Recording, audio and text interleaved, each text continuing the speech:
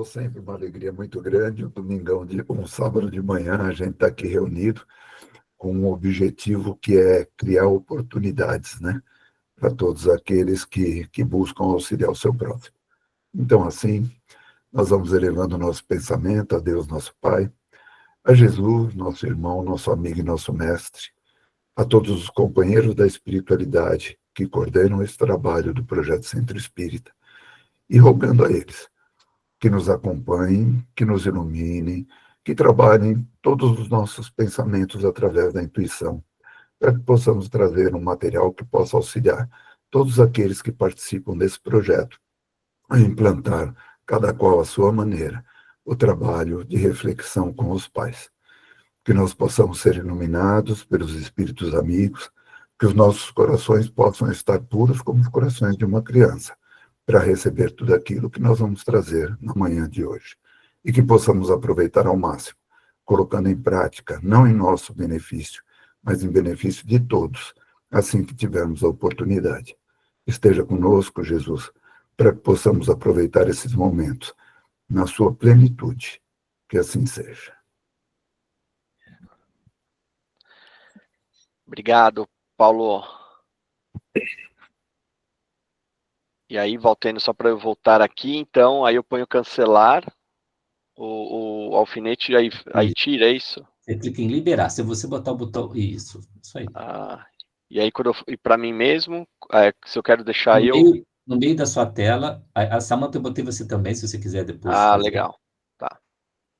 Aí dá marcar. Ok. Conseguiu? Fixar esse bloco aqui. Eu acho que você botou a Cris. Que mudou, no meu rostinho não aparece para eu... Samanta, faz para ele, vê se você consegue. Passa no meio do rosto dele, passa no nariz dele, você vai ver. Agora consegui.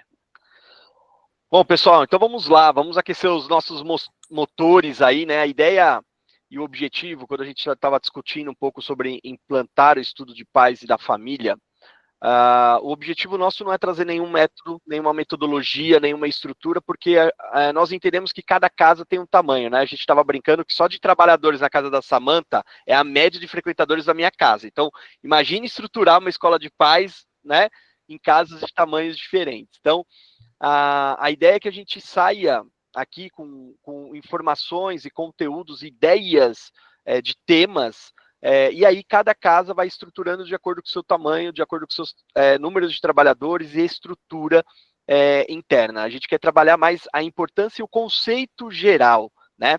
E aí, para começar esse conceito geral, a gente vai começar com uma primeira pergunta para todos vocês, aí aquecer os motores, né? O que é ser pai e mãe perante a sociedade? Então, se a gente está falando assim, preciso trazer e implantar estudo de pais e da família dentro das casas espíritas. Mas a pergunta é, perante a sociedade, o que é ser pai e mãe? Duas pessoas, rapidamente, só para a gente trazer aqui, esquentar o motor, porque todo mundo fica tímido na parte da manhã, todo mundo com frio. Aí pode ser no chat aqui também, para a gente ler, né? Então, eu queria escutar um pouquinho com o olhar da sociedade, né? Qual é o conceito aí do que é ser pai e mãe? Quem gostaria de falar? Acompanha no chat aí, alguém me ajuda se tiver alguém aí colocando, né? O pessoal tá tímido ainda. Tá tímido. É só abrir o microfone e falar, duas pessoas rapidamente. Quem gostaria de falar? Vamos, Cris. Da gente. Vai lá, Cris. Salvou, ufa, Cris, salvou. Bom dia.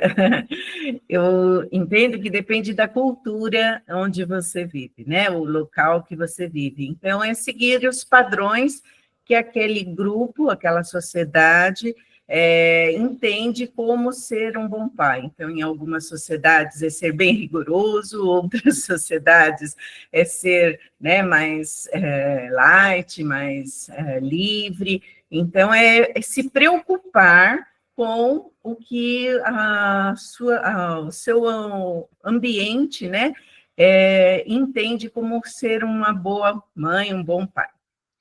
Legal, a Cris já trouxe uma coisa interessante, né, pessoal? Cultura. Então, poxa, se a gente olhar a cultura, é interessante. A Cláudia colocou aqui para nós assumir uma responsabilidade. Legal. A Érica colocou responsabilidade, a Silvia colocou dever da família, proteção, atenção e orientação, né? Ó, ó que bacana, né? Dar assistência ao filho.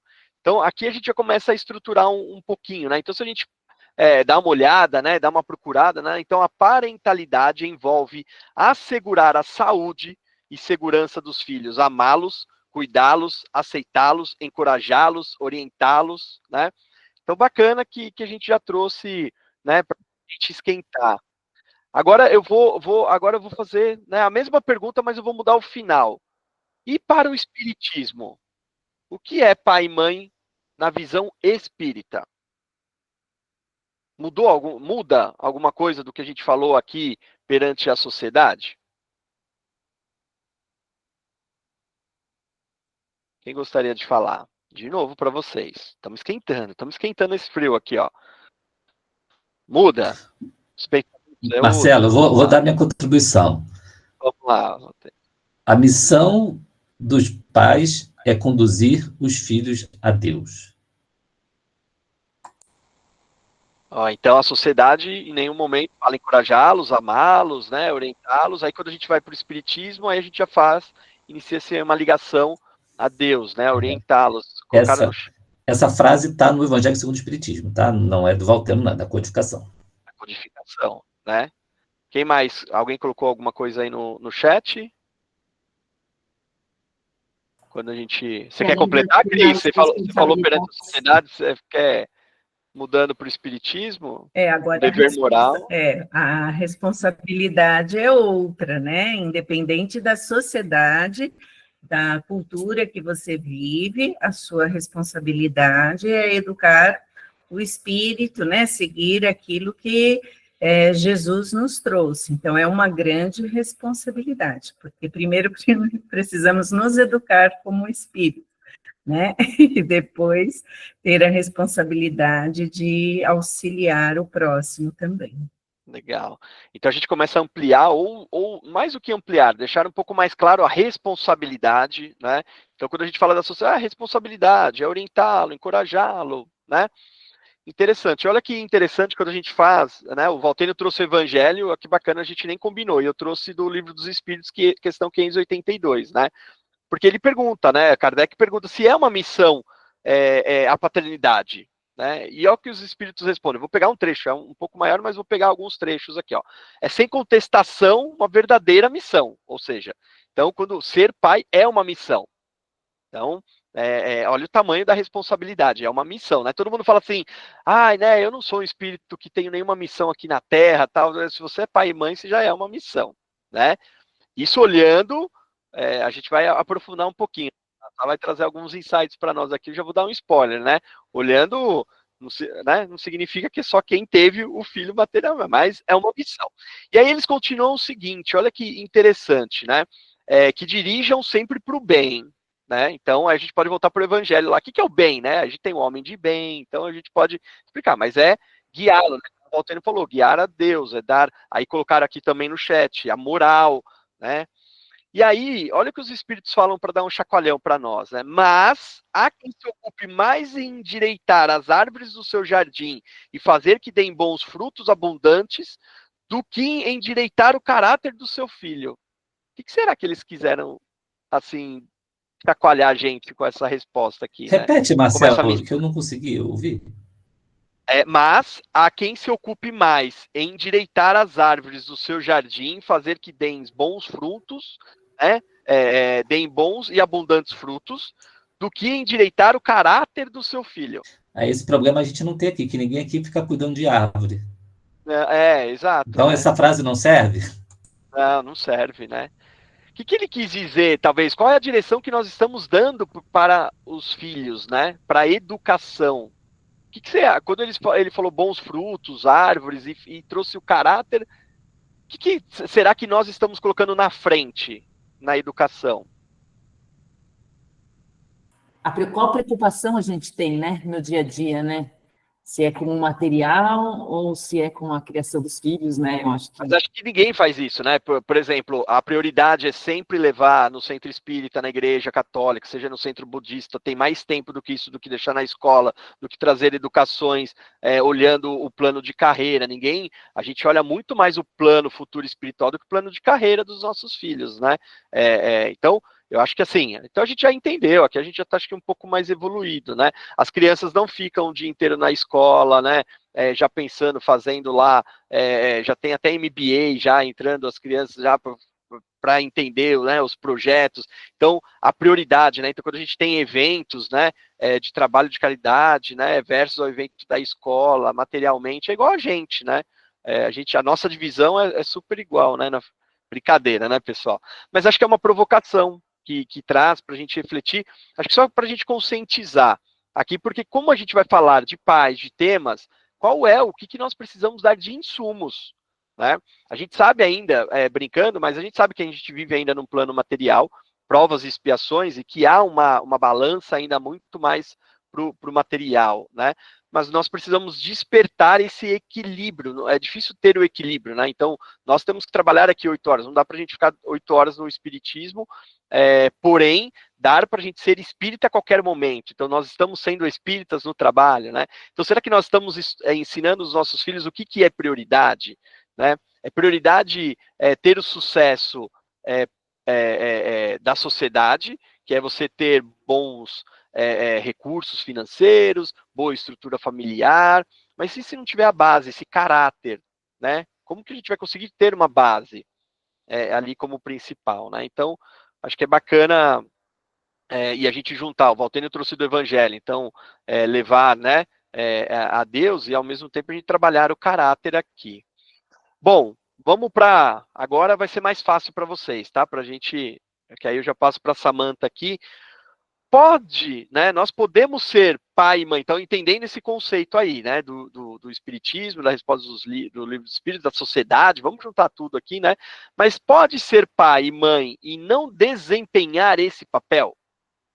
Nós podemos ser pai e mãe e não estar desempenhando este papel? O que vocês acham? Sim ou não?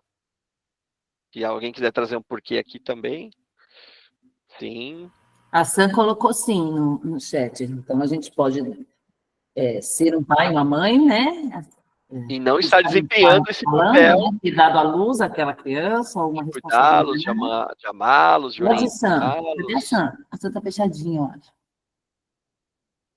Né, de realmente ser uma missão, né? E trabalhar o caráter dele.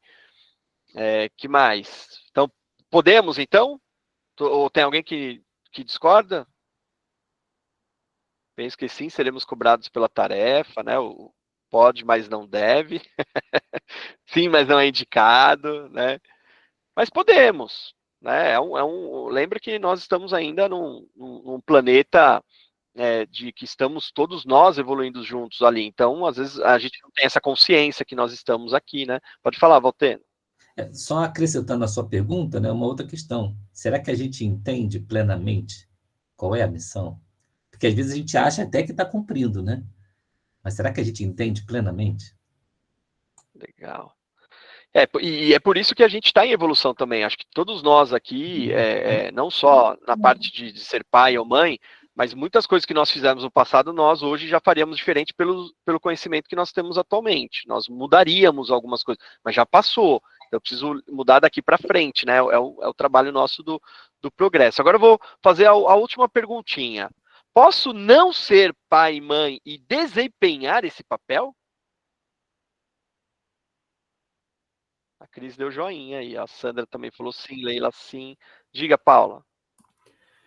Então, eu acho que as duas perguntas de baixo, elas meio que respondem as duas de cima. Então, eu posso ser pai e mãe e não desempenhar o meu papel perante a sociedade, sim. E a outra, posso não ser pai e desempenhar o meu papel de acordo com a doutrina espírita, sim. Então, eu posso ser um pai espiritualmente falando, cuidar de muitas crianças que não são meus filhos, sabe, com a mesma responsabilidade que a sociedade coloca no nome pai e mãe, né? E então acho que as duas acabam se completando aí. Legal. Como o próprio o Divaldo, né? Ele adotou lá e muitos filhos para cuidar. Então, por mais que ele não teve a missão material ali, né?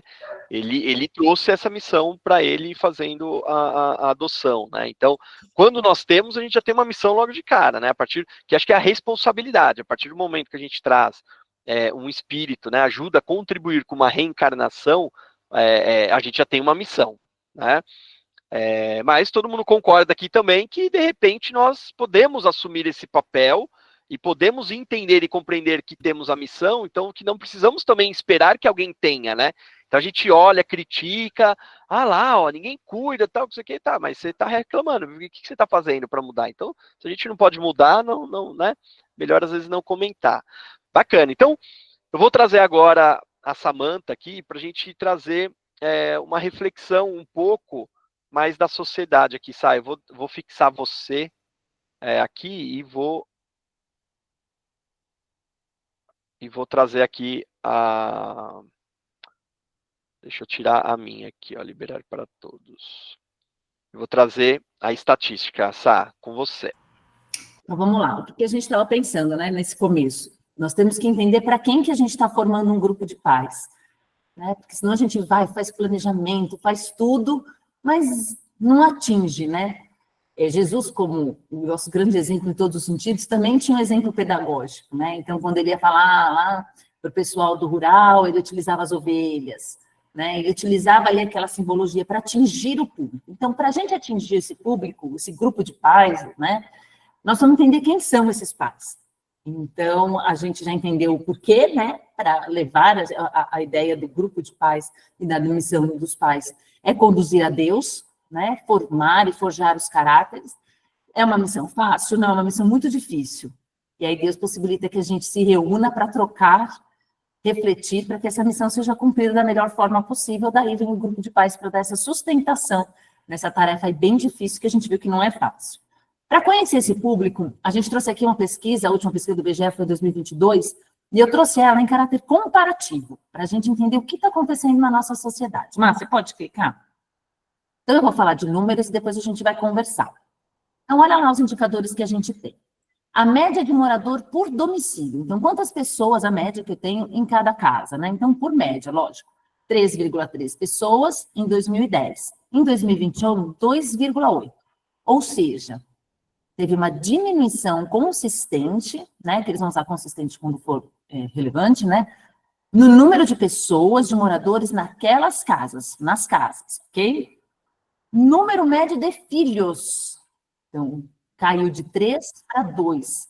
Então, ele trata como redução da fecundidade acumulada. Então, eu tenho a redução do número de filhos por família. Mulheres sem filhos, né? Crescimento da maternidade tardia. Então, o que eles estão observando? As mulheres estão tendo filhos mais tarde, tá? Arranjos do casal com filhos. Então, 41 a 30, perda da predominância. Antes da predominância, era a predominância de um casal ter filhos. Casais sem filhos, olha o aumento do número de casais sem filhos. Tá? Um aumento moderado. Domicílios unipessoais, então, um morador na casa. Olha que crescimento relevante.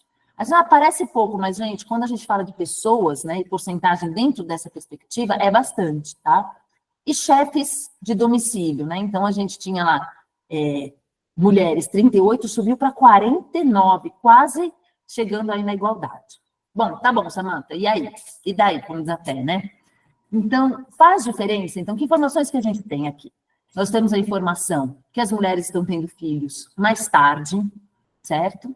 Estamos entendendo que as famílias optaram por ter menos filhos, deixa eu pegar aqui meu dado, né? Só para eu ir comentando. Optaram por ter menos filhos, arranjo de casais sem filhos também aumentou. Que mais? Deixa eu ver aqui. Maternidade tardia, aumento moderado, isso, crescimento relevante. As mulheres, né, estão como mais chefes de família. Entender tudo isso. E a gente teve aqui, eu acabei não colocando, mas um aumento significativo de mãe solo. Não sei se estava aqui, mas de mãe solo. Então, um aumento significativo das famílias onde onde existe só a mãe na casa. Isso foi um aumento grande que teve. Vocês acham que faz diferença a gente saber como estão sendo conduzidas essas situações? Faz diferença? esse cenário? A gente precisa falar, estudo para a família, e às vezes a gente tem na nossa família aquele formatinho, né? Do pai, da mãe, do homem, da mulher, 3 filhos, né? O filho do meio, o filho mais velho, o filho mais novo. Mas ele está dizendo que já não são mais 3 filhos. Faz diferença quando eu falava em grupo de pais para famílias grandes, para mulheres que tinham seus filhos aí por volta dos 19, 20 anos, e agora elas estão tendo bem mais velhas. Elas estão em outro momento de amadurecimento. Então, o pessoal está colocando, Sérgio, você comentou, acho que foi você, né? O Sérgio Maia colocou um joinha. Quem mais quer saber comentar? Fala um pouquinho, Sérgio, você acha que faz diferença saber isso? Sim, amigo, faz diferença fundamental.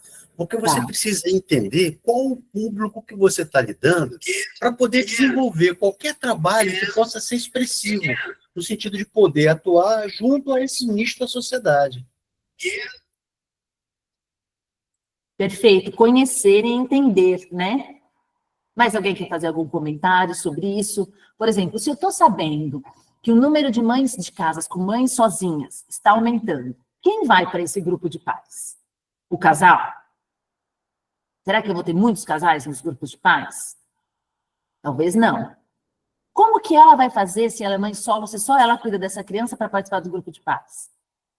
Será que é interessante que eu convide essas mães e tenha alguém para ficar com a criança naquele mesmo período? Faz diferença eu saber que essa mulher hoje ela é mais madura quando ela tem os filhos dela? Significa, muitas vezes, que ela investiu na carreira, de que ela tem uma vida doidona, por isso ela postergou a maternidade, e que talvez, né, isso é um indicador, que essa maternidade ela existe concomitantemente a um trabalho árduo de 8 horas por dia. Né? Faz diferença para a hora de eu preparar o assunto, o dia que eu vou escolher para fazer o meu grupo de pais. Posso colocar uma pimenta aí, Samantha? Põe, mano. Eu trabalhei 1 ano em reprodução, ainda estou associado a eles com o pessoal de reprodução humana, tá? E pessoal, vocês não têm ideia dos sonhos das pessoas escondidas, que às vezes a família não sabe que estão em tratamento porque não conseguem ter filhos de forma natural e vão procurar a parte médica para reprodução humana. Então, nós estamos lidando com pais que às vezes falam, mas trata o filho como um bibelô, porque foi sonhos, demoraram, tentou ser mãe e pai de forma tardia, e casais afetivos, homoafetivos também, né, procurando muito essa questão, e tem muitas tentativas, e às vezes não conseguem, frustrações, né, então chegam, às vezes, quando conseguem, é uma conquista tão grande, você vê a parte emocional, tem psicólogos, tratar toda essa questão de tratamento, só para a gente entender o que está chegando nas nossas casas ali, de pessoas que às vezes quando conquistam, acham que não iria mais conseguir, né, tem gente que tem mais de 1 ano, 2 anos tentando de forma, né, médica, porque não conseguem mais de forma natural, e aí tem as explicações científicas, isso está aumentando cada vez mais, né, as clínicas de reprodução humana, os acessos, porque ainda é muito caro, né, essas tentativas, mas estão vindo pessoas frustradas e quando tem o filho também, cuidam como se fosse um ouro, porque foi uma conquista aquilo. Olha como a parte emocional está chegando para a gente dentro da casa, né? Sim, e até essa questão, né, no número de filhos menor, né, de menor número de filhos por casa. Então, faz uma grande diferença, né, porque você pega uma família bem grande, né, quem é de família grande, sabe, né, então, quer dizer, eu tinha 5 irmãos, a gente tinha que se virar, né, o mais velho cuidava do mais novo e gerava as responsabilidades muito mais cedo, e hoje não, né, essa diminuição e esse, como o Marcelo falou, né, e esse bibelô, o Marcos colocou aqui, a gente não vai dar profundamente o tema, mas é muito interessante o que ele colocou, da formação também dessas famílias e dos casais homoafetivos. Quando a gente fala que é pai e mãe, lembra que a gente está trabalhando a palavra, e a gente optou por trabalhar a palavra papel, né? Dentro do conceito de ânimo e ânimas, né? Ânima e ânimos. Papel, quem vai desempenhar um papel que não está ligada à questão biológica, né? Sexual, biologicamente falando, daquele ser que vai desempenhar aquela função. Daí que a gente fez a pergunta, né? Eu posso não ter dado à luz aquele indivíduo e ter o meu papel de pai ou de mãe?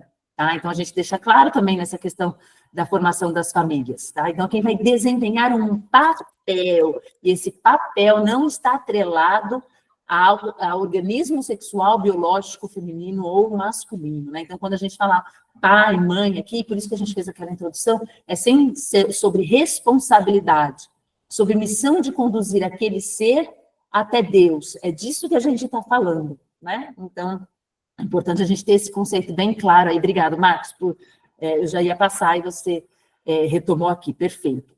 Então, a gente, entendido, né, e esses dados são legais da gente estudar, conversar com os nossos grupos de pais, vamos ver o que está acontecendo no mundo, né? Senão a gente fica tão fechadinho que aquele pai, aquela mãe que chega, ela não encontra, não se acha dentro daquele grupo, né? Não se sente representado. Então, abrir um pouco mais e olhar como está a nossa sociedade, e vocês vejam que eu trouxe o comparativo para a gente entender que é uma tendência.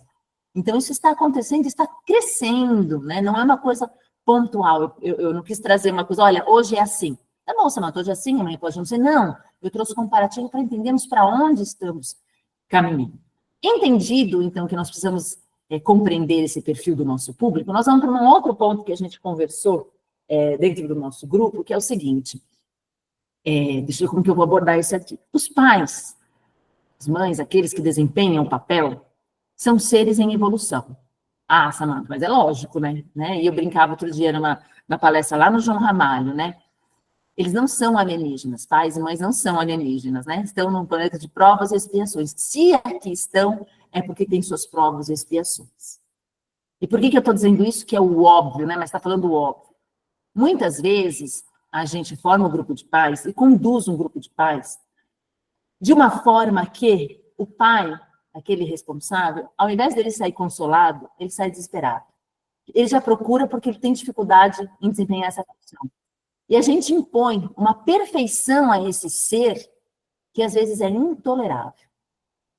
Então, dentro do nosso grupo, da nossa proposta, entender, e a Cris falou uma coisa que eu tinha anotado aqui também, né? Que ela diz que é preciso que haja evolução do ser, a transformação dele, para que ele consiga também desempenhar a sua função. Então, dentro do grupo de pais, não tem como eu trabalhar o grupo de pais sem trabalhar a transformação desse ser que está desempenhando a função de pai, né? E exigir, dentro, às vezes, de algumas reuniões, essa perfeição, porque, lógico, o pai hoje não pode isso, a mãe não pode aquilo, o pai não pode.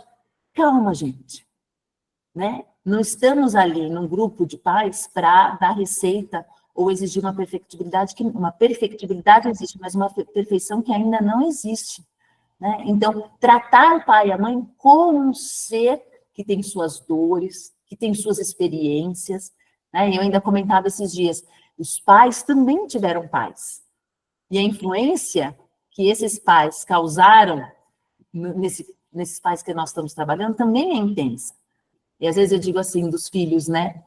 E falava nessa palestra para os filhos, lembrem-se que os pais dos seus pais, vamos ver se vocês vão entender que eu vou falar, vai ficar confuso, mas vamos lá. Lembrem-se que os pais dos seus pais não são seus avós. Aí todo mundo ficou em choque, né? E eu disse assim, porque a visão que você tem dos seus avós é muito fraternal, amorosa, mas a relação que o seu pai teve com o pai dele é diferente da que você tem com seus avós, né? Então, todo esse processo da construção do pai, que traz como ele foi filho, também influencia. Então, o nosso apelo aqui, o que a gente está trazendo, é muito cuidado com as escolas de pais, para que os pais não saiam desolados, muitas vezes, de algum encontro, né? Uma vez eu saí, estava conversando numa casa, e uma moça saiu, e ela chorava muito, ela disse, então, porque hoje teve grupo de pais, e o meu filho, ele usa droga, e é tudo minha culpa. E ela estava num estado desesperador, gente. Acabou de sair do grupo de pais. Não é nessa direção que a doutrina nos guia. Nós não vamos ser condescendentes com nada, mas nós vamos ser amorosos com todos. Ayrton, o senhor Ayrton pode falar um pouquinho com a gente? Bom dia a todos. Não, é só uma pergunta. Eu acho que, geralmente, o público, né, deve ser, no centro que eu trabalho, não tem esse trabalho, tá?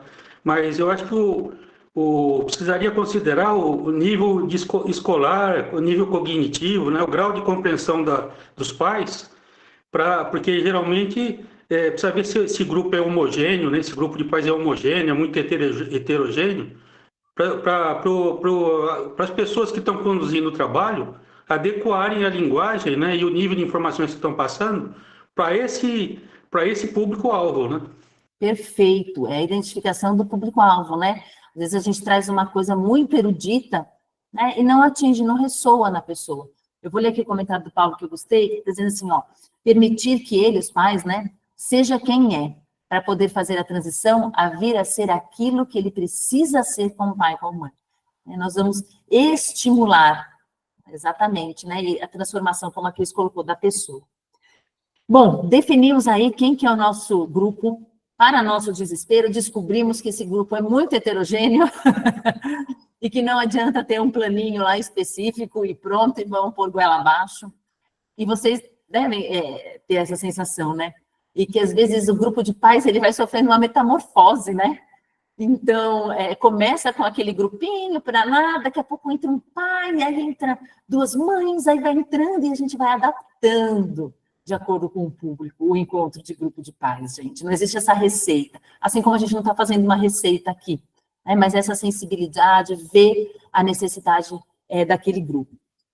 Conhecido esse público, a gente vai passar do que nós vamos falar para eles, né? Então, quando eu for montar lá na minha casa, se eu não tenho, eu vou sentar com a equipe que se propõe esse trabalho e a gente vai montar esse perfil, né? Esses diferentes perfis do público que vai chegar para mim, então eu vou conseguir dar uma harmonizada nisso. E se eu já tenho, eu vou fazer a revisão constante de que se esse meu planejamento está de acordo com esse público que está me frequentando, faz pesquisa no grupo, veja a faixa etária, pergunte sobre eles, se eles moram sozinhos, como é a organização, descubra com quem que a gente está conversando. E agora a gente vai para o conteúdo. Nós não vamos criar aqui um conteúdo programático prontinho e entregar para vocês, né, como o Má falou. O que nós optamos? Nós optamos por pegar um texto de Joana de Ângeles, que está no livro chamado SOS Família, que é um suporte muito bom para o grupo de pais, tá? Ali é bem interessante. Nós pegamos um texto que fala sobre a família, que é um texto muito forte, tá? A gente já prepara, né? Porque Joana de Ângeles é forte, então a gente já prepara os ouvintes aí. É um texto muito forte. E que desse texto nós vamos separar em parágrafos, separamos em parágrafos, e vamos identificar, vamos ler o parágrafo aqui juntos e identificar que conteúdo que eu posso trabalhar no grupo de pais que atende isso que Joana está falando. Primeiro a gente vai ler, concordar com aquilo e dizer, puxa vida, mas que conteúdo, o que cabe aqui? Aqui cabe falar sobre lei de amor, justiça e caridade. Então, vou colocar no meu plano. E aqui cabe falar sobre o perdão, aqui ela está falando de perdão, né? Então, aí nós vamos montar aí papel e caneta, quem deseja, para fazer aí o seu planejamento, sempre como sugestão. Como nós temos 6 itens, 6 parágrafos, porque nós somos muito audaciosos, a gente vai pedir a contribuição ali de 2 pessoas por parágrafo, e também o chat aí que pode ir rolando solto para a gente ter depois um conteúdo para acoplar. Então, entendemos a ideia? Aí nós vamos passar para a condução, vamos ler aquele parágrafo de Joana e vocês vão dizer, aqui cabe tal assunto, Samanta, aqui cabe tal assunto, Paulo, aqui cabe tal assunto. Combinado? Quem vai começar fazendo esse exercício para a gente aqui vai ser a Ira. Ira, vamos colocar aí o seu primeiro deixa eu só juntar do Ayrton, que foi uma preocupação do grupo. Lembra da estrutura da casa? A minha casa também não tem, Ayrton, grupo de pais. Por que a gente trouxe ideias de temas? Porque você pode usar isso numa palestra pública, você pode estruturar isso. Então, se caso não tenha, como que a gente traz conteúdos para ajudar os pais, por exemplo, dentro de uma palestra pública? Então, independente do porte da casa, tá? Então, vamos lá. Deixa eu colocar o conteúdo para a Ira já conduzir esse primeiro tema.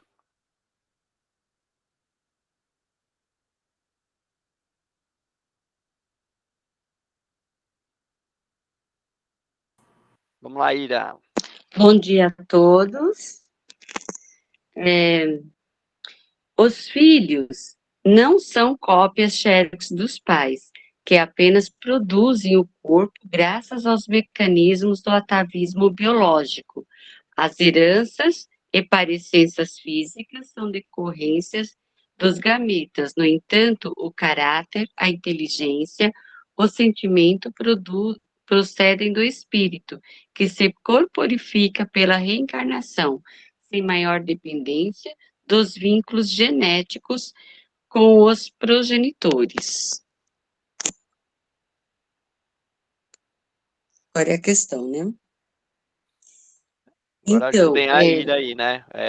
Pode colocar no chat aqui, que aí a Ira, com base nesse texto, quais os temas que vocês sugeririam a ser abordado?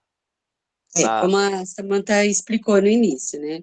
De acordo com esse parágrafo, esse texto, quais os conteúdos que poderiam ser sugeridos por vocês, né? Nós pedimos a colaboração, para serem abordados no grupo de pais. Aí, 2 pessoas para falar, por favor, vou colocar no chat. O Marcos já colocou aqui, imortalidade da alma.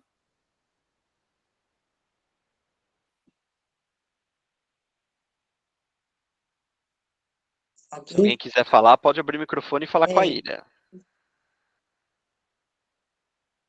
Eu deixei eles tímidos, porque eu falei que tem 6 tópicos, aí o pessoal ficou tímido. Quem são nossos filhos? A Luzia colocou. Valores e propósitos, o Anderson Campos. Parentesco corporal e espiritual, o Gilberto. Ó, bastante tema bom. Tem bastante conteúdo para ser trabalhado, né? Ninguém quer falar? Acho que o frio está deixando todo mundo tímido, Marcelo. Conflito de gerações, afinidades e resgates, a própria reencarnação,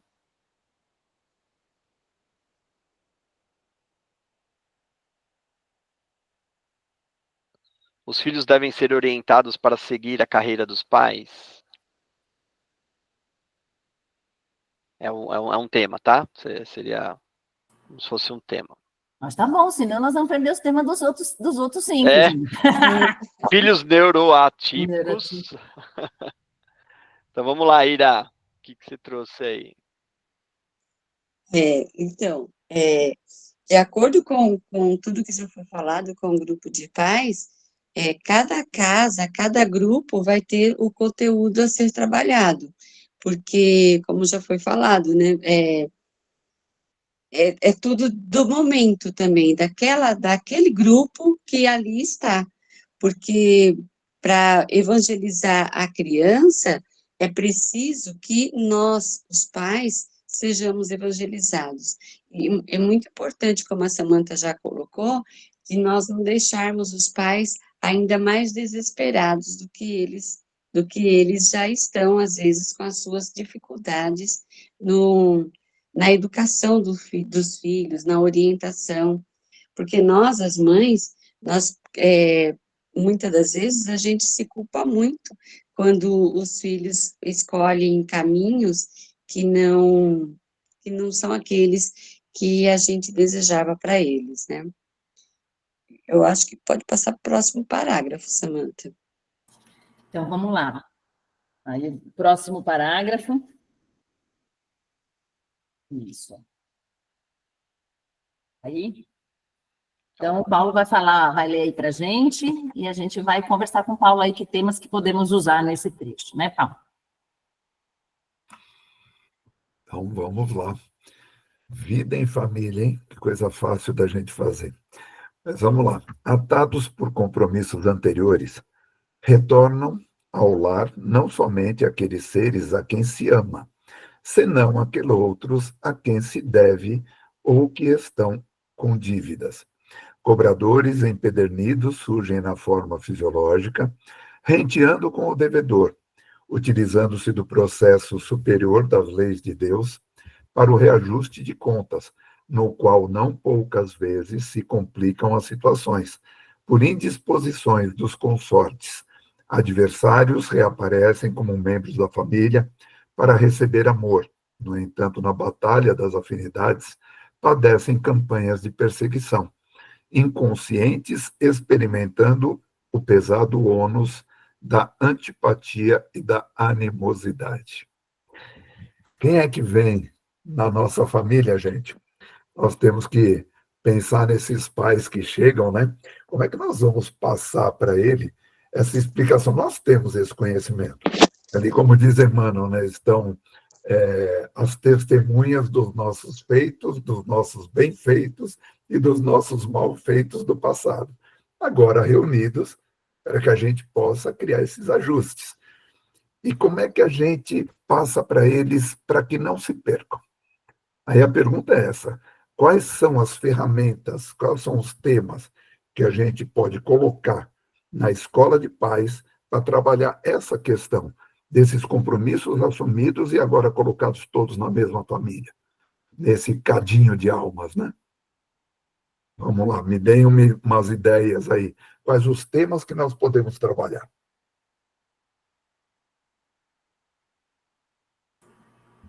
Laços espirituais, afinidade, compromissos e animosidade. Oficina de reajustes pelo amor. A Ju colocou, a Júnia, né? Que a evangelização, existe a evangelização da família, os temas com as crianças são também trabalhados com os pais. Muito legal aí. Leis divinas, no caso, lei de ação e reação. Quem são nossos filhos? Perdão e recomeço, família, oportunidade de reconciliação, pais e filhos, reencarnação, tolerância. O Valteno está com a mão levantada. Pode falar, Valteno. Pode falar, Valteno. Acho que um tema bem importante é planejamento reencarnatório. E tudo que a gente remeter à vida espiritual, à visão espiritual da vida, é muito forte e muito significativo nesse trabalho. Acho que essa questão de planejamento reencarnatório é um ponto principal nesse trabalho. Por quê? Nós vamos estar falando de que ninguém caiu naquela família de paraquedas, ninguém chegou ali por acaso. Tá? Antes daquele filho ser meu filho, nós fizemos um acordo, tivemos uma conversação e combinamos esse jogo. Então, nós não podemos agora romper esse contrato, né? É uma forma de se tratar esse assunto, colocando para nós, olha, você pode não se lembrar, mas teve uma conversa entre vocês e hoje vocês estão juntos. É importante. Quem veio primeiro? Aqui em casa eu costumo ouvir muito a mulher, quem é a criança? Então você se comporte como adulto. É mais ou menos isso. E aí, mais alguma ideia? A Glória levantou a mão. Pode falar, Glória. Bom dia, pessoal. Eu acho que esse é um tema que a Samanta estava falando que tem que tomar muito cuidado, porque a gente toca num assunto e chega em casa, a pessoa começa a olhar para o filho assim, nossa, você é meu filho, né? Então, eu iria por amor de Deus, né? Antes de entrar nessa... acho que talvez seja uma série de trabalhos, mas eu falaria muito do amor de Deus e como oportunidade. Eu colocaria a palavra oportunidade na frente. Obrigada. Só completando, eu tive uma experiência pessoal com uma situação muito intensa em termos de sofrimento na relação com um dos filhos, né? E por vezes eu ficava assim até chateado com a vida e como se fosse rebelde com Deus em relação àquela situação, meio revoltado com aquela coisa. Por que aquilo estava acontecendo? Porque a gente oferecia tudo, né, em termos de recursos e etc. E a resposta era uma resposta péssima. E aí, um dia, uma pessoa evangélica teve um sonho, olha essa, me via em outra vida fazendo algumas coisas terríveis com um dos filhos, né? E aí, depois daquilo, quando eu entendi que ali eu estava consertando algo que eu destruí, aí eu saí da posição de vítima e me coloquei na posição do carrasco. E aquilo foi tão impactante para mim, mas tão... E eu pensei, depois de 30 anos de espiritismo, eu precisei de uma evangélica sonhar. É uma coisa que é bizarra, porque às vezes o conteúdo ele está presente, mas a nossa alma não quer aceitar, né? Então, eu poderia ter pensado ninguém está ali por acaso. E quando você trata esses temas, reforçando, é um tema mega importante, quando você trata esses temas com a realidade com que ele é, a gente ajuda as pessoas a saírem de um labirinto de dor, de inconformação, de indignação que elas podem estar vivendo. É claro que tudo é gradativo, você vai ensinando uma coisa depois da outra, mas o conteúdo tem que chegar. Muito bom. Vamos para o próximo? Colocaram mais coisas aqui, mas vamos para a gente trazer. Paulo quer fazer mais alguma. Você quer fechar, Paulo? Com tudo acho que colocado aí um dos trabalhos principais é trabalhar o porquê, né, da ingratidão dos pais e dos filhos. E isso acontece. Isso acontece, o Evangelho ele explica muito bem para nós. Esse é um tema que a gente precisa colocar sempre na escola de pais, que essa ingratidão não se refere a ingratidão na realidade, mas todo um histórico passado e que precisa ser trabalhado para que ambos se perdoem, né? Isso é muito importante.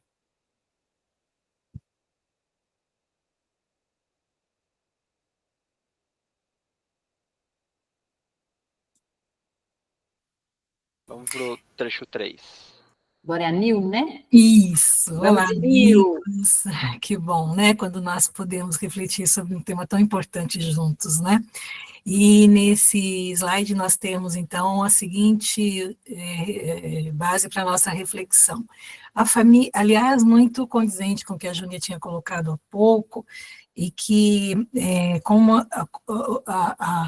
como na casa espírita nós precisamos justamente estimular, nós nos preocupamos por vezes muito com a evangelização infantil, que é a menina dos olhos de toda a casa espírita, e tem que ser mesmo, mas levar os pais, né, para junto, para essa vivência, para essa convivência, para que possam, de fato, depois terem ali como conversar, né, e nós vamos, então, se refletir sobre a família é, antes de tudo, um laboratório de experiências reparadoras, na qual a felicidade e a dor se alternam, programando a paz futura.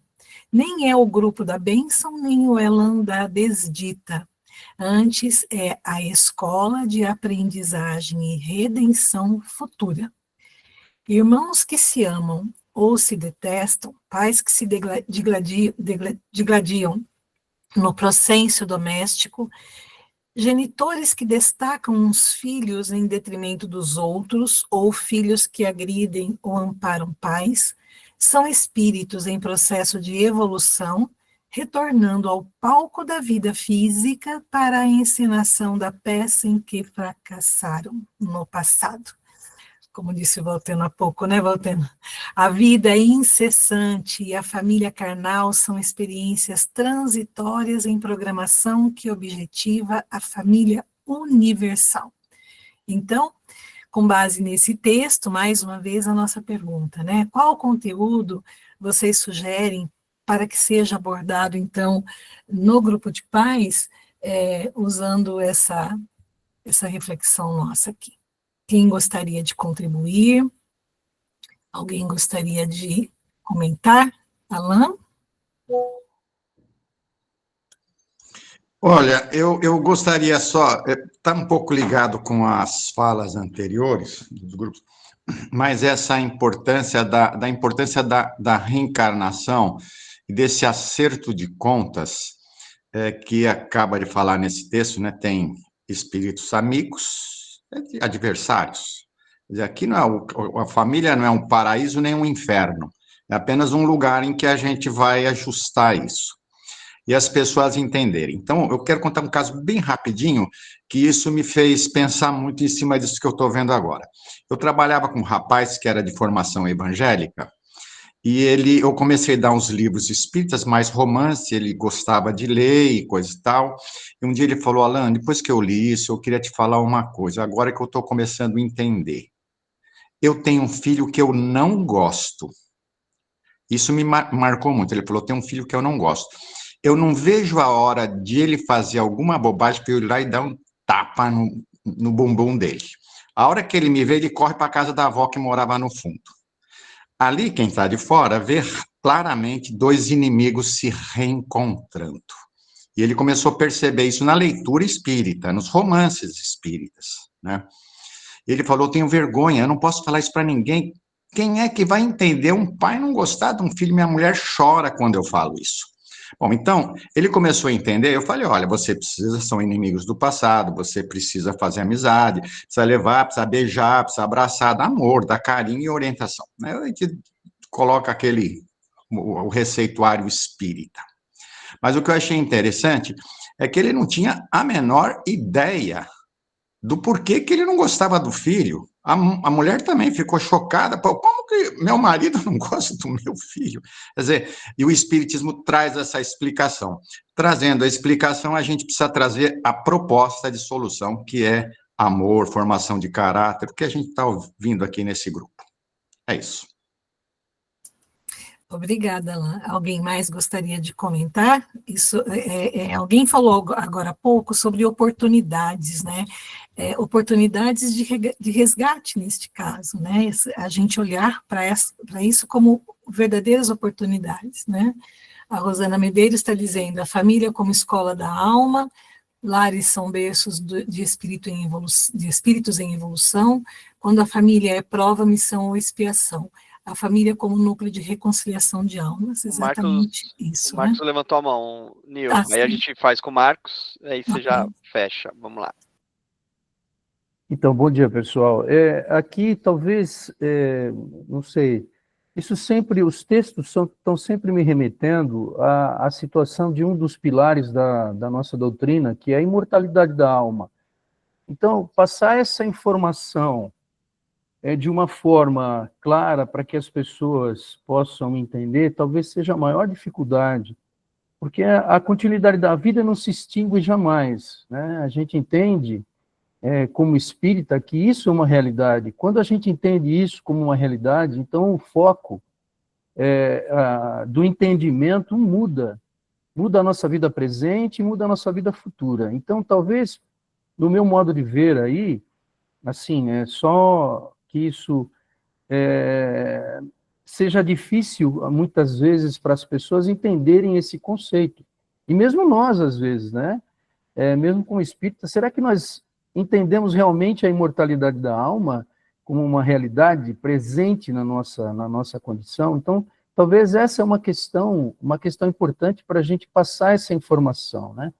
Que aí a dificuldade é gigantesca, no sentido de você entender por que você tem dificuldade com filhos, com pais, com mães e com parentes. Então, essa para mim é uma questão central que tem sido sempre vindo, ela sempre vem no sentido da compreensão da imortalidade, que é um dos pilares da nossa doutrina, tá? É isso mesmo, né? E a gente lembrar também dessa questão do objetivo da reencarnação, né? O que está ligado à reencarnação, as causas anteriores de tudo isso, porque nós estamos lidando com justamente aquilo que a gente não conseguiu no passado, preparando, então, aproveitando a oportunidade de resgate e a reencarnação como a educação, a reeducação do espírito, a educação para que a gente possa fazer um futuro melhor. E lembra que ela fala aqui no final, né? A vida é incessante e a família carnal são experiências transitórias em programação que objetiva a família universal. Então, todos esses com os quais nós estamos convivendo são justamente a família universal que nós estamos formando, né?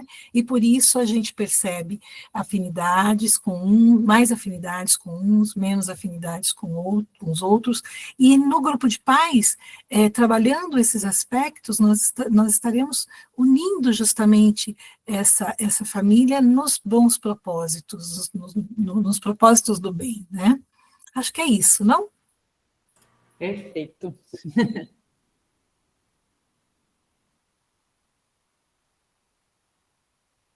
E agora a gente vai para Deusinho, né, Má? Isso, mais um trecho. Tamo lá, pessoal. Bem Nós gostoso. vamos sair com conteúdo programático completo, hein?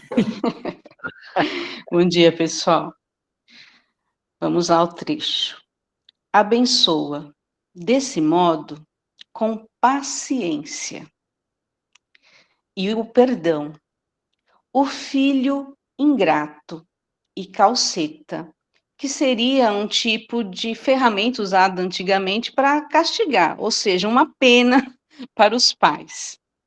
Compreende com ternura o genitor atormentado, que te não corresponde às aspirações. Desculpa o esposo irresponsável ou a companheira leviana, perseverando ao seu lado. Perseverando ao seu lado. Mesmo que o ser a quem te vinculas queira ir-se adiante. Não o retenhas com amarras de ódio ou ressentimento. Irá além, sim. No entanto, prossegue tu, fiel, no posto e amando. Por favor, 2 pessoas que possam estar trazendo um conteúdo que nós possamos abordar no grupo de paz. Um trecho bem expressivo, né, que Joana nos traz. Olhar a criança como uma oportunidade, né, foi colocado mais uma vez. Vai me passando aí, Marcelo, que eu não estou podendo ver se está o pessoal colocando alguma coisa. Eu vou lendo aqui, para não misturar com os temas anteriores, né? Sim. Então, resgatar, amar muito, né? Então, o tema amor, olhar a criança como uma oportunidade de resgate, a sua própria evolução, conseguir amá-la e passar pelo que você tem de melhor moralmente, dando a ela também essa oportunidade na vida. Ela terá o seu exemplo diante da própria família um dia. Se alguém quiser falar aí com a Deusi, pode abrir o microfone e falar, pessoal. Já estão acabando os temas, pessoal? Já esgotaram os temas? O tempo e a paciência como ferramentas de Deus. O dever de amar mesmo diante dos desafios. Quais as ferramentas necessárias para a vida em família? Resignação perante a realidade. Autoconhecimento, olha que legal. Autoconhecimento, a primeira tarefa. Conhecer-se com sinceridade e coragem é condição a qualquer maturidade emocional. Fugir de si mesmo é muito fácil. Basta culpar o outro, ou o ambiente, ou o acaso. Estamos exercendo a 70 vezes 7, né, dentro do lar, né? A Márcia colocou. Muito bom. Perdão. 70 vezes 7. Evolução e propósito. Amar sem apego. Pode falar, Valtena. Eu não pensei num tema específico, mas alguma coisa que a gente raciocina em relação a isso, né? É muito comum os lares se desfazerem, né? É muito comum. E o nosso papel é fortalecer, porque a grande maioria desses lares foi planejado no mundo espiritual. Vamos dizer, entre os espíritas ali e tal, pessoas que eram para viver juntas até o final. E como a gente pode fortalecer o casal para que ele consiga até o final? Porque isso vai ter impacto na educação dos filhos. A presença dos dois no lar é muito intenso para a educação dos filhos. E aí eu fiquei pensando em coisas como você aprender a ver o lado bom do outro, a você fazer uma intensidade de ações de gentileza para você ver que aquilo volta, né? O amor que você dedicar, aquilo ele não se perde. Mas a pessoa pode até ser que a pessoa até o final da vida seja realmente muito ingrata e devolva só. Mas o normal do ser humano é receber aquilo, processar e devolver com amor também. Então, eu penso que em temáticas que sustentem o casal, em reuniões e estudos que façam o casal aprender a amar o outro e entender que amar, outra coisa, o conceito de amor. A gente acha que amar é dar o presentinho, é fazer um carinho. Sim, isso é amar. Mas você silenciar quando o outro, você perceber que o outro está num dia ruim, você suportar uma agressividade, isso é amar. Isso é amar no mais alto nível. que é por isso que Jesus fala, né? Quer ser perfeito, ama o inimigo. E eu acho que esse tipo de coisa seria muito útil para o casal. Perfeito, isso mesmo. Tem o Ayrton que também levantou, e aí a Deusi já... Não, eu só queria comentar com vocês. Eu fiz uma pergunta aqui para o Notebook LM, né? Que criei um aqui com 23 livros e pedi para ele listar 5 temas principais. Eu vou ler os temas aqui para vocês, só o título, né? E depois eu vou postar no grupo. Eu achei bem interessante o desenvolvimento que foi dado a esses temas. A família como aperfeiçoamento espiritual e resgate kármico. Segundo tema, as responsabilidades e a educação abrangente dos filhos. Terceiro tema, a construção de um ambiente doméstico harmonioso e cristão. Quarto tema, o manejo dos conflitos e desafios familiares com amor e compreensão. E o quinto tema, o imperativo da autoeducação e do exemplo pessoal dos pais. Tá? E o desenvolvimento dos temas é bem curto, mas está bem conciso e bem didático. Tá? Eu achei bem interessante. Obrigada, Ayrton, muito boa a colaboração, né? Os temas aí profundos e necessários de reflexão, né? Acho que a Samanta Muito levantou a mão, obrigada, Deusi, gente, aí também. pelas reflexões. Só posso fazer só uma relação, né? O Voltaire falou com uma coisa que eu falei antes, né? A gente está vendo aqui, né? Então ele diz do casal, né? Que o Voltaire tocou no assunto, né? Que o outro tenha, né? Não segurar o outro, né? O outro irá ler sim, mas no entanto prossegue de tu fiel no posto e amando.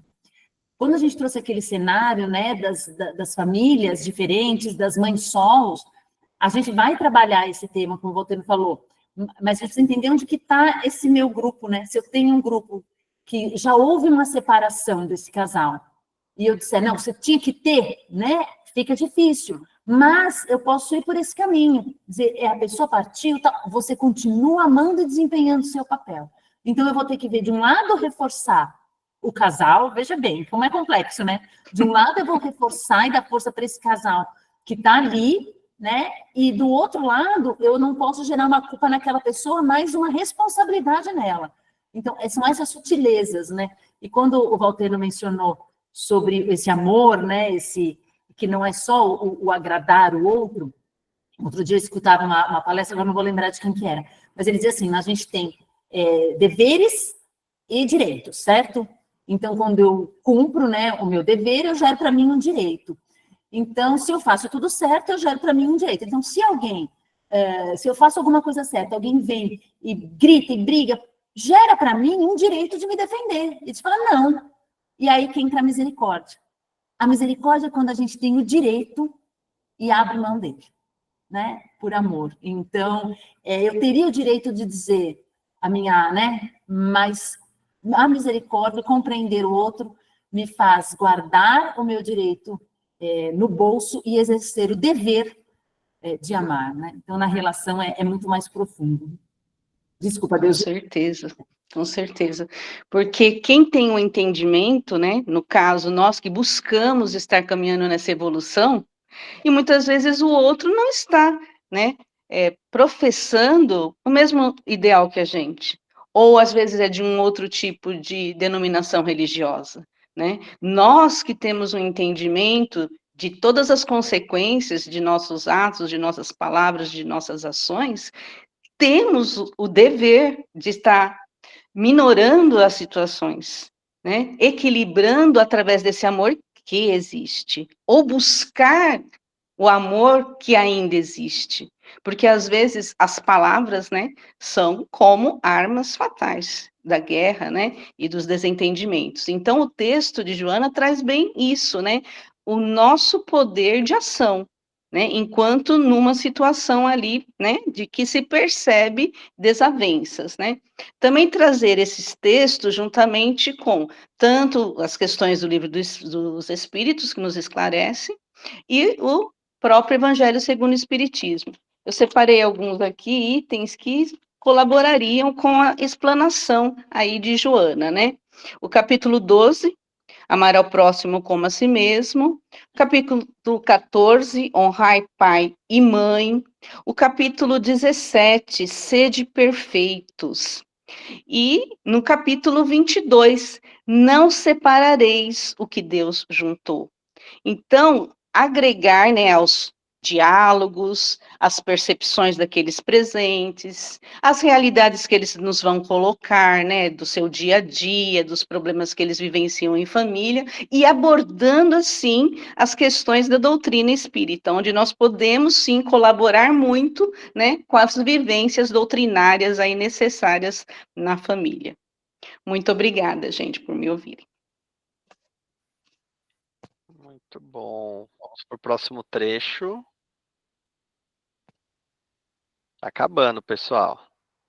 O Valtênio levantou a mão. Eu vou fazer um comentário, porque talvez eu não consiga fazer depois, rapidinho, Marcelo.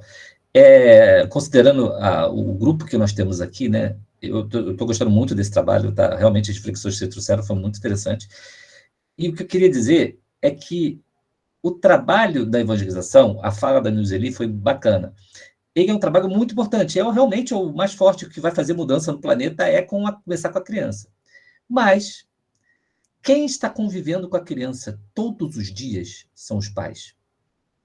Nós temos que investir com mais força do que a gente não investiu até hoje nos pais, porque eles deveriam ser os evangelizadores 24 horas das crianças que estão lá. As crianças ficam com a gente 1 hora por semana, 1h30 máximo, em alguns casos, outros casos meia hora.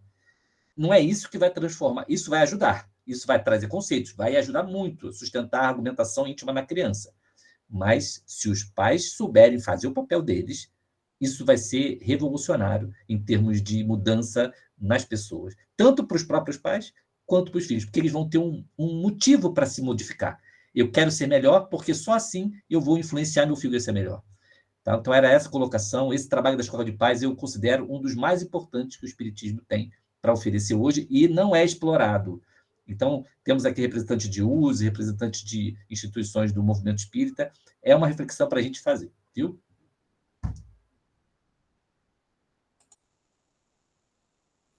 Muito bom. Quem que vai fazer o trecho 5? A Ira? A Ira, você pode ler para a gente o trecho 5 para o pessoal comentar? Ira, está fechado o microfone. Não te creias responsável direto na provação que te abate ante o filho limitado, física, mentalmente. Tu e ele comprometidos perante os códigos divinos pelo pretérito espiritual.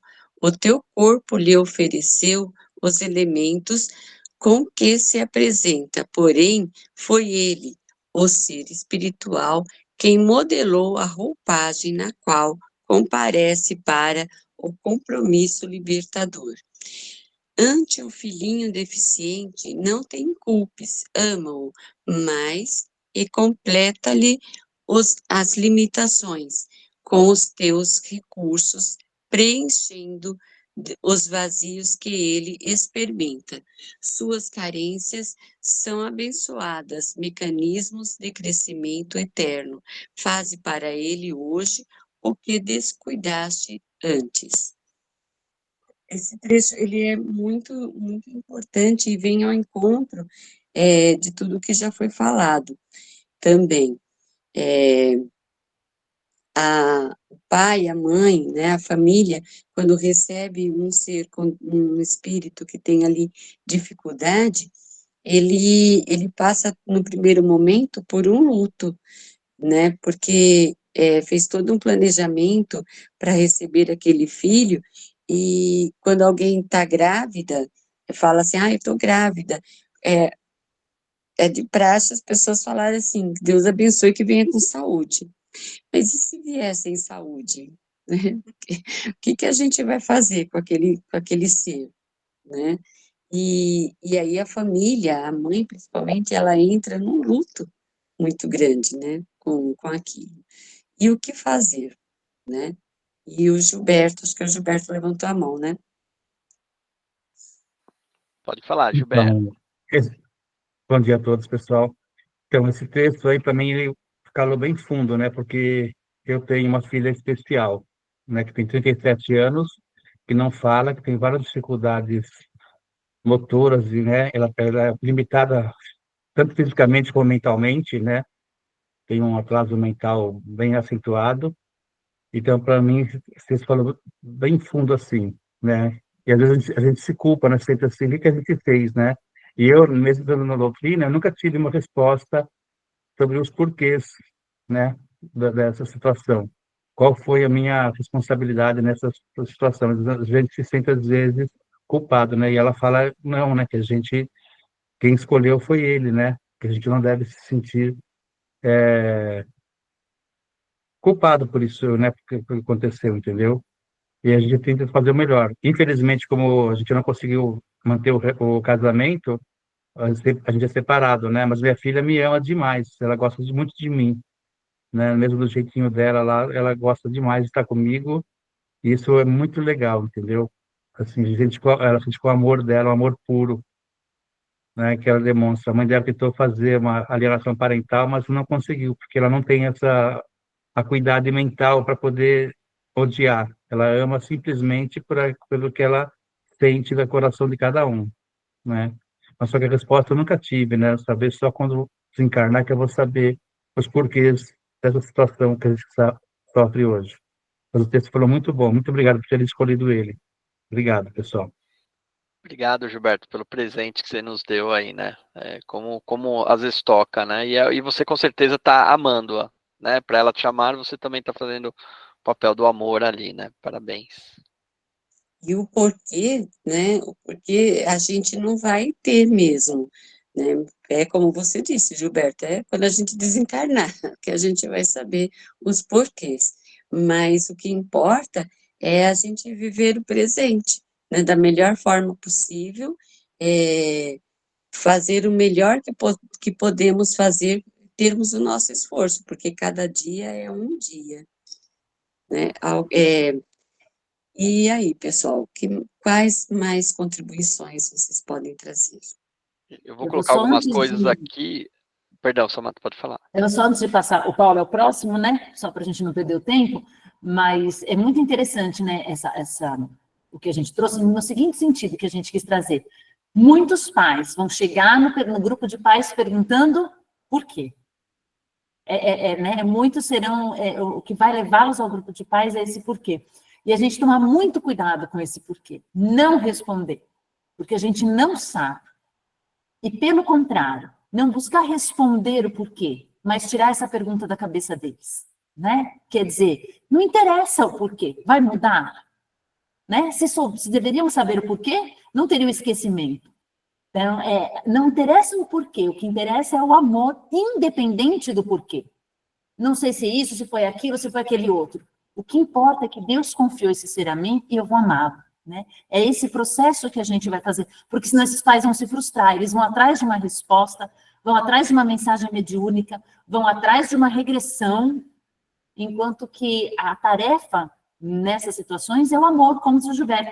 Esse espírito escolheu, né? Tirar a culpa desse pai, dizer, ele escolheu, assim como ele escolheu vir, né, nessa experiência, você escolheu amá-lo. Então, enquanto você estiver fazendo a sua parte, não tem nenhum problema, né? Então, eu acho que agora pode ir para o Paulo, Ira? Não sei se podemos passar para o Paulo. Pode prosseguir, Samanta.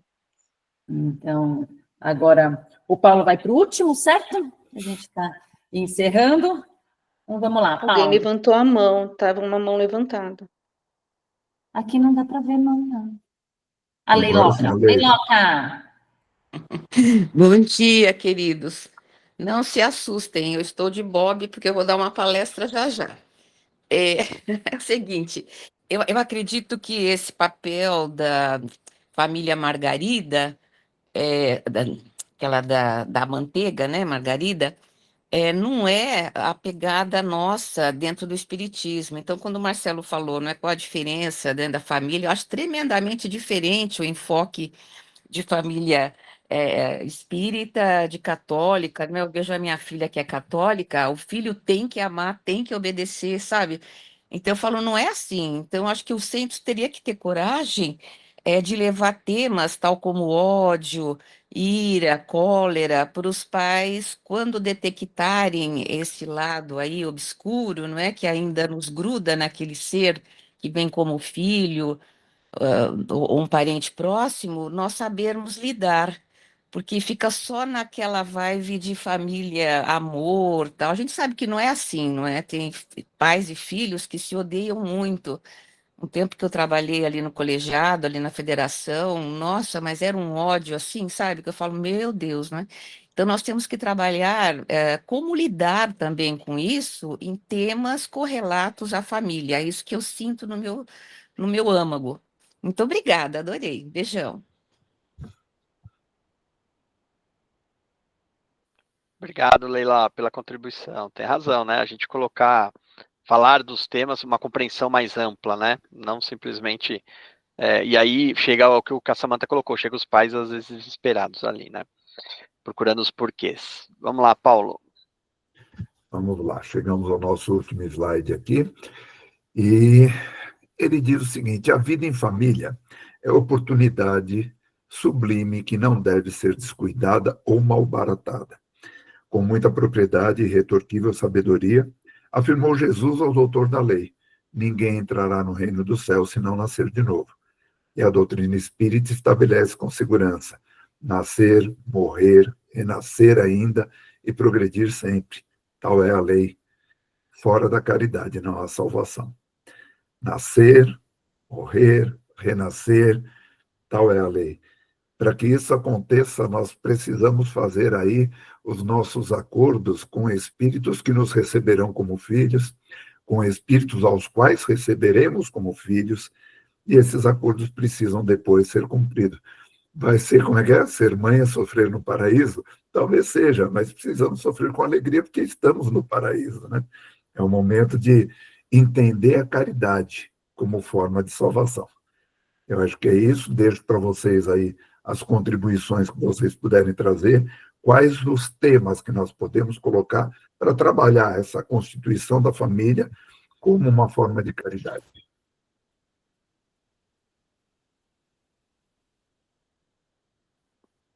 Se tiver alguém que quer contribuir, pessoal, para a gente fazer um encerramento, uma pessoa pelo menos. Temos aí dois minutinhos. Aí não sei se também o Paulo pode fazer a contribuição, de repente encerrar, né, Paulo? Aí a gente já vai para o final. Não, eu acho que o comentário principal é assim, trabalhar bastante as leis morais. Eu acho que esse é um ponto que a gente tem que pensar sempre na escola de paz. As leis morais devem estar sempre no tema. Você tem um texto agora, né, Estela? É isso. Estela não, Samantha. Estelinha não veio hoje. Isso aí. Então, o nosso objetivo aqui, né, foi trazer esses conteúdos, né, anotar aí, que a gente tenha... Às vezes a gente quer trazer para o grupo de pais, até para chamar um pouco a atenção deles, temas mais mundanos, né? Então eu vou trazer um especialista, psicólogo, para falar tal coisa para o pai. Vou trazer, né? E a gente viu aqui, né, tantas propostas dentro da doutrina espírita. Então, na hora de formarmos os assuntos do grupo de pais, né, lembrarmos que a gente está ali numa casa espírita. E que se a gente tirar o espiritismo desse encontro de pais, o conteúdo que ele tiver lá, se ele puder ter em qualquer outra live, em qualquer outro lugar, não é mais espírito, né? Não é mais espiritismo. Então, às vezes, a gente quer buscar uma aula, eu quero dar uma aula no grupo de pais sobre vícios. Tudo bem, não tem problema, mas por que esse filho buscou o vício? Né? Será que esse vício é dessa encarnação? Né? Então, não ficar numa superficialidade, mas ir a fundo com as bases da doutrina espírita e criar esse conteúdo dentro do espiritismo, porque ele vai ter a resposta para tudo. Né? Jesus não deixou nenhum pedacinho em branco, e o espiritismo também seguiu nesse caminho. Então, montar essa grade aí com toda a responsabilidade perante a doutrina espírita. Essa é a nossa proposta. A Estela trouxe uma contribuição, quando a gente conversava, de um texto da Gênese, que depois nós vamos pôr no grupo, e que é algo que acontece muito, eu acho que vocês vão concordar. Quando a gente reencarna, né, e os dias vão passando, a gente se deixa levar pelo cotidiano, e por uma relação que muitas vezes remete a outras encarnações. Ai, a criança é assim mesmo, tá chorando. Ih, adolescente fica toda hora irritado. Ai, minha mãe é chata, meu pai é chato. A gente acaba trabalhando com falas, né, muito comuns. E não é essa a proposta que a gente quer trazer para a relação familiar, né? Então, ela fala assim, às vezes, ela fala, né, que não será o profeta em sua terra, né? Então, a gente dá palestra, a gente vai no centro, a gente vai na evangelização, vai no grupo de pais, e em casa acaba tendo um relacionamento com esse filho, com esse companheiro, de uma forma mais mundana. Não mundana no seguinte sentido de materialismo, mas do dia a dia. Você é meu filho, você, né, tem que fazer isso, eu não ouço, é assim. Então, a gente vai lá fora, às vezes, na casa espírita, promover reflexões, promover situações, e o dia a dia acaba nos contaminando. E ela traz também, nesse texto, sobre essa questão que a gente falou muito da reencarnação, né? Cuidado, para que a gente não enxergue, né, não deixe as tendências de outras vidas tomarem conta dessa nova proposta. Né? Nós entendemos aqui das dificuldades que nós temos, e que estamos tendo oportunidade de resgate, mas se todo dia eu acordar e enxergar aquele ser como meu inimigo, eu não mudei nada na encarnação anterior. E esse mudar, como conhecer como inimigo, nós não estamos falando de assassinato nem nada assim, mas alguém contrário ao que eu penso. E querer que essa pessoa, né, romper essa relação, mas mantendo os mesmos comportamentos de tantas outras encarnações, nada vai mudar. Né? É o olhar porque por mais que o passado esteja ali oculto, ele não está apagado. O nosso espírito sabe com quem a gente está convivendo. E através dos nossos xistes, daquele pensamento e daquela reação, é quando o nosso espírito retoma, entre aspas, né, acessa aquela inconsciência daquela vivência anterior e age como agia com aquele ser e como tem agido há séculos, talvez. Então, a proposta de enxergar esse ser de forma diferente. A gente trouxe um texto aqui, um texto que eu elaborei para esse nosso encontro, que a gente gostaria de usar como prece final. Então, a gente falou muito das famílias, da casa espírita, mas eu queria pegar um pedacinho que a gente pudesse fazer conosco, né? Então, que cada um pudesse pensar aí na sua relação de pai. E a gente falou muito do grupo de pais, e eu trouxe um texto, elaborei um texto onde tivesse um filho falando, né? Claro que eu não vou aqui traduzir especificamente todos os filhos, mas e se um filho pudesse, hoje, agora, né, falar conosco? Talvez ele diria assim: pai, mãe, quando foi que eu te prometi que eu seria ótimo em matemática?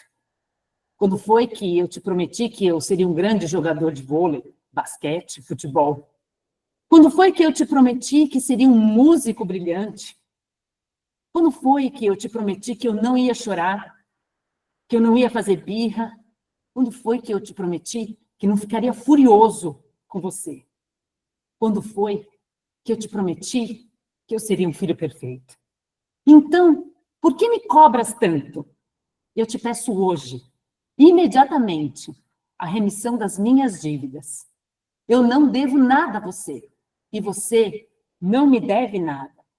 Investamos juntos na empresa chamada Amor, compartilhando fracassos, mas também dividindo os lucros, em uma parceria. E então, aceita ser meu sócio? Que Deus nos ilumine na tarefa de paz e que a gente inspire aí e leve a paz e o coração a essa tarefa hercúlea de conduzir seres mais próximos de Deus. E para que a gente faça isso, a gente tem que também estar mais próximo de Deus. Pessoal, muito obrigada pela participação de vocês, por terem ficado aí até o finalzinho conosco, e é uma gratidão aí, esse sábado de manhã. Que Deus abençoe a todos.